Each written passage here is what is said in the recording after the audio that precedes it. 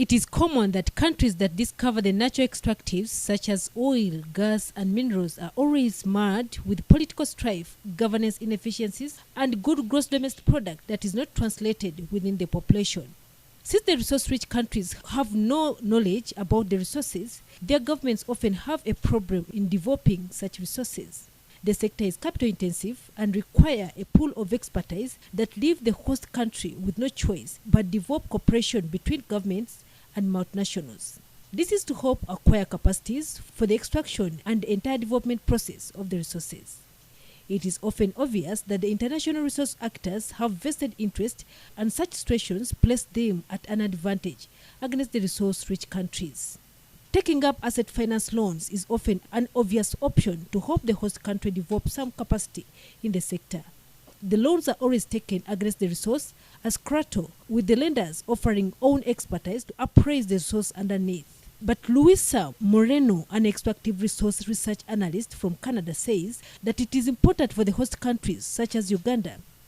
This is to help in acquiring an approximate accurate knowledge on the deposits and their values, which in the end helps when negotiating with the giant economies and the private sector resource actors on the same. When you have a resource and you decide to exploit this resource, you can't just trust the World Bank or IMF that they're gonna run their own tests and you're gonna just, completely and 100% believe in what the lenders are gonna tell you. Africa needs to be able to develop their own professionals, understand the resources they have, study it, and realize whether it's economic to develop or not, and realize how much they need to borrow and how much they can afford to borrow. Driving expertise from Canada, where the sector is fairly at a mature stage, Louisa said oil companies have to be pressed to implement the local expertise into the development chain. It is imperative that the host country embed and enforce the national content clause in the legislation. This does not only improve the bargaining power of the host country, but also reduce the cost of the international companies, since expertise is locally sourced. The locals, 8% need to be the locals. If the government decides that has to be at all levels, management as well as the drivers of the trucks or whatever, that needs to be reinforced. I understand that in some cases the locals might not be qualified necessarily.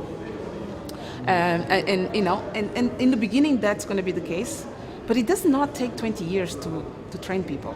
It takes a few years, but some of these mines are going to be running for 20, 30, 40 years. In the beginning, you might have people that are not qualified necessarily for some of the jobs, but it should be part of the government policies to have locals being trained to reach those levels where they can be managers, where they can then pass those skills to other locals. It has to be a very, a tough program and be reinforced to build those qualified labor, so that you're going to have more and more people that are qualified to run those mines independent of foreigners. The host resource countries, therefore, have the obligation to contract with the international corporations in a manner that gives them a better deal to avoid the resource curse. This is when competition eliminates expertise rent, allowing the host country to receive a larger fraction of the resource market value. Nankwangains Kasrie, NBS Television, Business.